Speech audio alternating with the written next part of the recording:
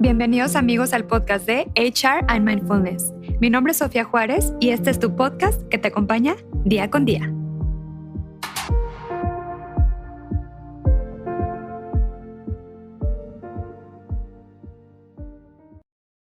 Hola amigos y amigas, ¿cómo están aquí en otro episodio más de HR and Mindfulness? El día de hoy traigo un invitado muy especial, la verdad es que les va a encantar.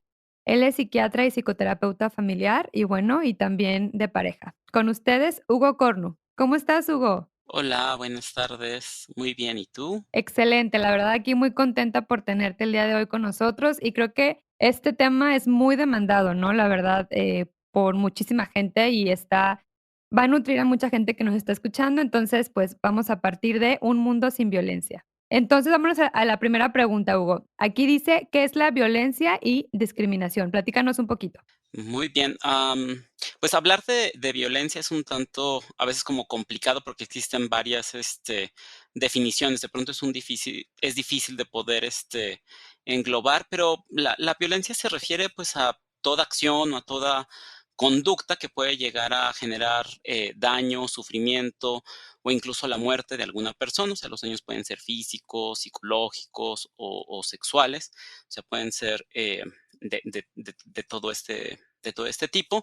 Y en este caso, o sea, una de las cosas importantes para nombrar la violencia es que aquí lo que se hace es un uso intencional, ya sea de la fuerza física o de poder por parte de una persona contra otra persona, contra un grupo o una comunidad, y que en este caso, o sea, pues puede llegar a producir estos daños que ya te mencionaba, pero en realidad este tipo de conductas va a ser intencionada. A eso se refería cuando nosotros hablamos acerca de la violencia, o sea, tiene una intención.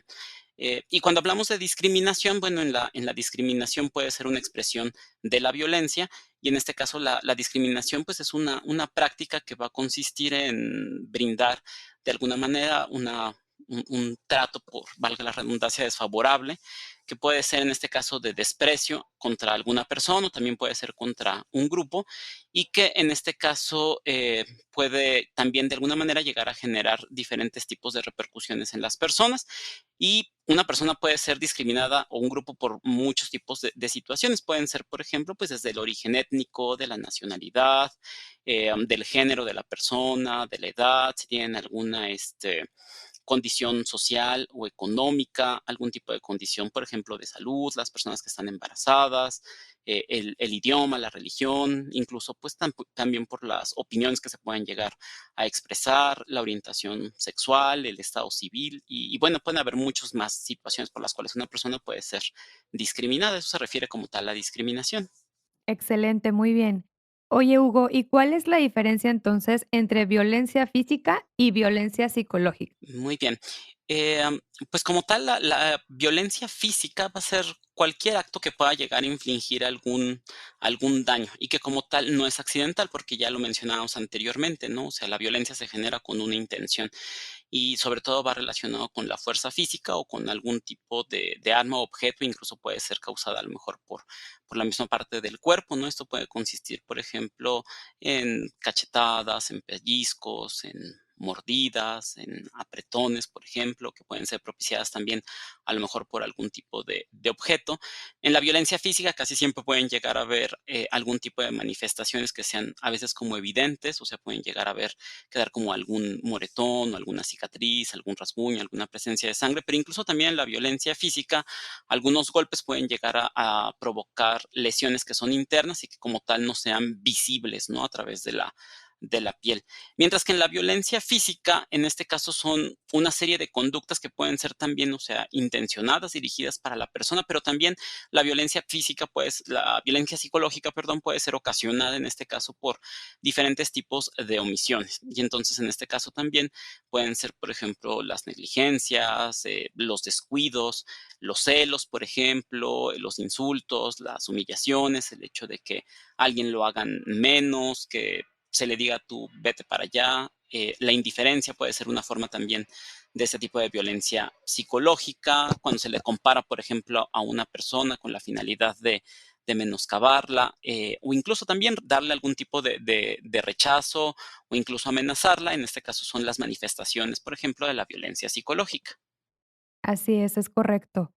Oye, ¿y la violencia de género? Ahora sí, vámonos al tema, ¿a qué se refiere?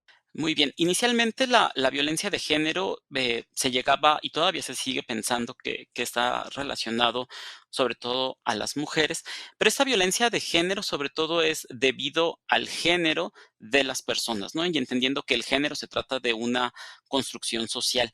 Y que en este caso se manifiesta, pues, por un poder que existe de manera desigual entre los hombres y las mujeres. En este caso, los hombres, a nivel social, tenemos distintos privilegios que las mujeres no tienen y que en este caso sea genera que como tal, o sea, tanto hombres como mujeres no estemos con una situación de equidad. Y en este caso, estas diferencias hacen que en este caso a las mujeres se les vea como a veces como inferiores o que todo lo que esté relacionado a la parte femenina, que casi siempre se piensa que las mujeres es únicamente o se relacionan con lo femenino, tengan mucho menor valor o estatus, ¿no? Y en esta parte se genera esta violencia de género. Sin embargo, hoy en día, o sea, conforme se han ido avanzando y las diferentes formas de poder analizar y de entender los fenómenos de la violencia, hoy también en día se considera que la violencia de género puede ser una expresión que se manifiesta en las personas que pertenecen a la población de la diversidad sexual. Y en este caso, sobre todo,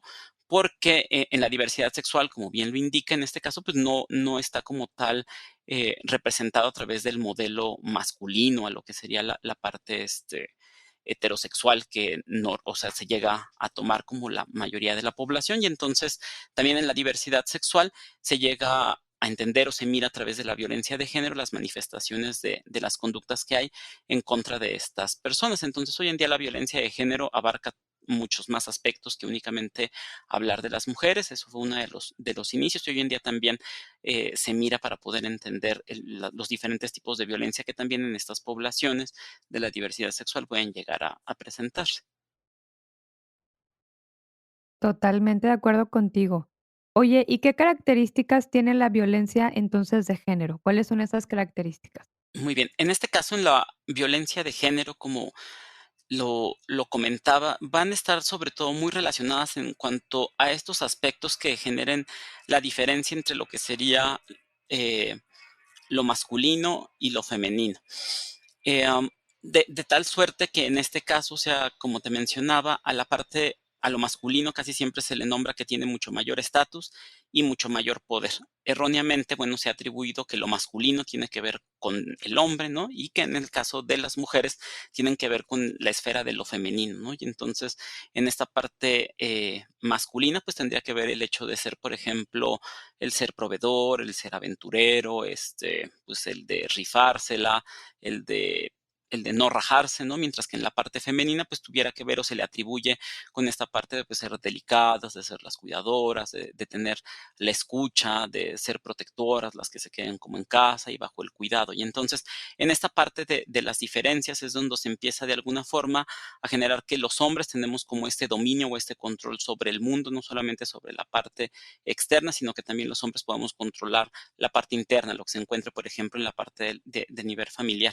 Y entonces se considera dentro de esta parte de esta idea o de este imaginario, ¿no? Vivimos en un mundo donde existe un patriarcado, ¿no? Donde los hombres nos hemos encargado durante mucho tiempo de dirigir y de tomar decisiones en muchos aspectos. Y entonces se tiene como esta idea de que las mujeres deben de gozar de menos privilegios. A partir de esto, entonces, y pensando que los hombres tenemos mayor superioridad, ¿no? Se generan este tipo de conductas que pueden ser distintas, ¿no? O sea, de violencia, de menosprecio, de negligencia hacia las mujeres, de menospreciarlas, de decir que no tienen como oportunidad, de que no pueden tomar decisiones, o de que incluso, bueno, su cuerpo se les llega a tomar como si fueran objetos o de que los cuerpos de las mujeres están a la disposición de todos, ¿no? Y que entonces, de alguna manera, pareciera que en esta parte, ¿no? O sea, se les pudiera llegar como, pues como a chiflar en la calle, ¿no? O sea, de que se les pueda llegar a tocar alguna parte del cuerpo o que incluso de que las mujeres puedan llegar a estar dispuestas, ¿no? A querer tener relaciones sexuales con cualquier persona, ¿no? Y que también, pues, representa esta parte, ¿no? De la violencia sexual. Entonces, esta parte de la violencia de género está relacionado con este punto. Y bueno, trasladando a la parte de la diversidad sexual, no es pensando en que en la diversidad sexual no está en esta parte heteronormada y que entonces finalmente parte de las conductas, ¿no?, que se generan, que van a ser violentas, pues que tienen que ver con esta parte del menosprecio a todo aquello que no sea lo tradicional, ¿no? O, en esta parte social en la que se ha construido.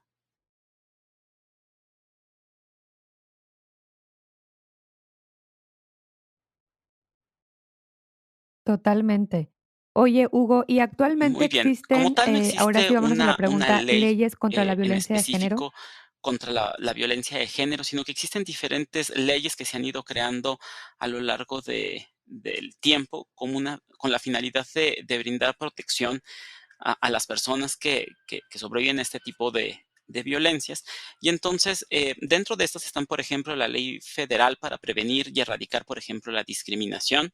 Está la ley de acceso a las mujeres a una vida libre de violencia, por ejemplo. También está la ley para prevenir y sancionar la trata de personas, que son pues las principales leyes que existen para poder prevenir y tratar de erradicar, pero también de hacer una reparación para todas aquellas personas, ¿no?, que han sufrido algún tipo de violencia, y de alguna manera también estas leyes lo que contemplan es de alguna manera poder ir generando cambios en los diferentes espacios, no tanto a nivel como social, como en la parte del gobierno, ¿no?, en la impartición de justicia, y también a nivel de salud, para generar, ¿no? O sea, que se brinde como una atención para las personas que hayan sufrido algún tipo de violencia, pero también como una forma también de poder prevenir y de empezar a realizar cambios en este sentido. Excelente, claro, y como tú bien comentas, tienen que haber inclusive en un futuro crear más leyes, ¿no? Para poder,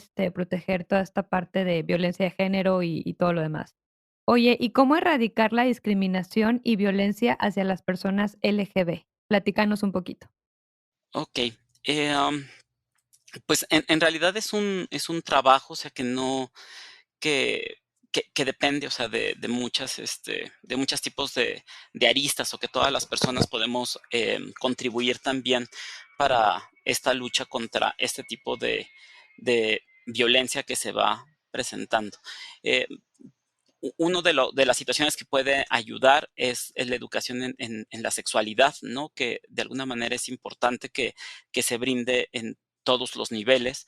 Eso ayuda, ¿no? También para que desde edades, o sea, como tempranas, ¿no? Y conforme también nosotros y nosotras vayamos creciendo, eso permita realizar cambios en la manera de pensar y de poder mirar también a las personas. De tal suerte que permite también derribar mitos que de pronto existen ahí, y en este caso, o sea, permite ir realizando cambios, ¿no? Y cuando hablamos en educación para la sexualidad, o sea, hay que pensar que, bueno, pues siempre esta se va a dar acorde a la edad de las personas, ¿no? Y considerando también esto. Es importante que también se dialogue referente a la parte de la diversidad sexual, y esto permite también poder sensibilizar a las personas de que no solamente existe una sola forma de ser, que sería el ser heterosexual, y entonces esto permite sensibilizar a las personas y ir o sea, logra fortalecer también esta parte de las diversidades en las que somos. Entonces, eso nos permite también, o va encadenado a poder reconocer también el cambio en las diferentes identidades que pueden llegar a expresarse, y entonces poder mirar a las otras personas, no únicamente como si fueran personas ajenas, ¿no? Que únicamente se les mire a través de una cierta identidad, o a lo mejor de la parte de su orientación. Entonces, esto lo que nos permite es que podamos poder tener una forma de mirar, ¿no? Desde un enfoque distinto. Y entonces, eh, además de estos elementos que te he nombrado, ¿no? También es importante lograr una capacitación en cuanto a la parte de diferentes tipos de personas que intervienen en procesos, ¿no? O sea, como en la parte de la educación, o sea, los docentes también tendrían que estar capacitados, ¿no? O sea, las personas que están enfrente a lo mejor de establecimientos donde evidentemente van a ir las personas a recibir algún tipo de atención, como en la parte de clínicas hospitalarias, ¿no? Entonces también el personal administrativo tiene que estar sensibilizado, el personal de seguridad, ¿no? Y entonces personas también que se dedican a la parte de la atención, pues tienen que tener esta parte de la capacitación. Y entonces esto lo que permite de alguna manera es también ir tanto sensibilizando como ir teniendo herramientas para poder ir haciendo un cambio referente a estos tipos de expresiones de violencias que pueden llegar a presentarse. Claro, totalmente de acuerdo contigo. Oye, ¿y qué estrategias, a tu punto de vista, se tienen que implementar en cuanto a la prevención de la discriminación de violencia de género y orientación sexual? Pues, desde este punto, o sea, creo que algo que sería importante es continuar, hablando, ¿no?, acerca de estos temas, ¿no? O sea, por ejemplo, en este momento, pues, este espacio constituye una manera de poder resignificar también cómo los diferentes, medios de comunicación permiten hablar y dialogar acerca de estos temas, y no solamente quedarnos en la parte de los estereotipos.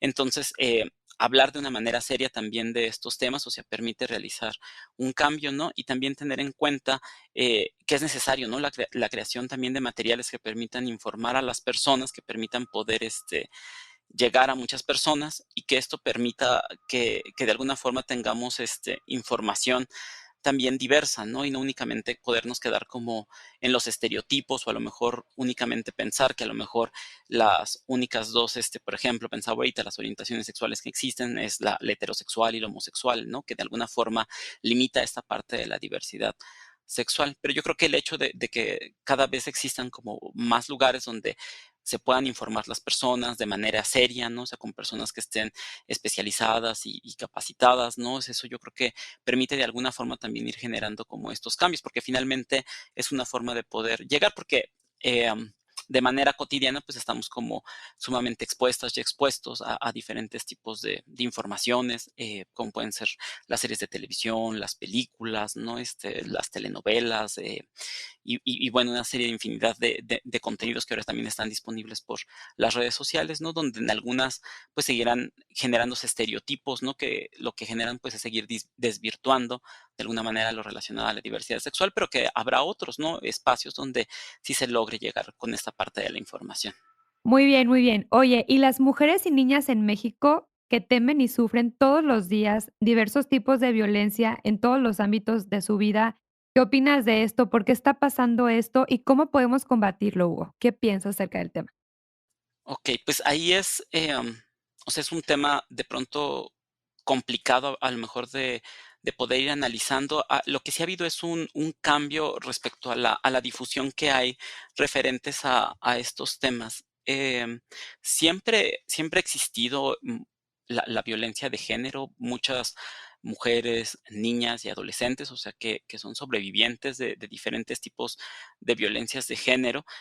Hoy en día, o sea, con esta parte de que se informa más a la población respecto a la manifestación de las violencias, las personas son capaces también de poder nombrar y de identificar que están pasando por situaciones de violencia de género. Desafortunadamente hoy en el país, ¿no? Y por eso es que en los noticieros y de pronto también, a lo mejor si checamos alguna red, aparecen estas noticias, ¿no? Donde existen expresiones sumamente graves de la violencia de género, como en este caso pudieran ser, por ejemplo, los feminicidios.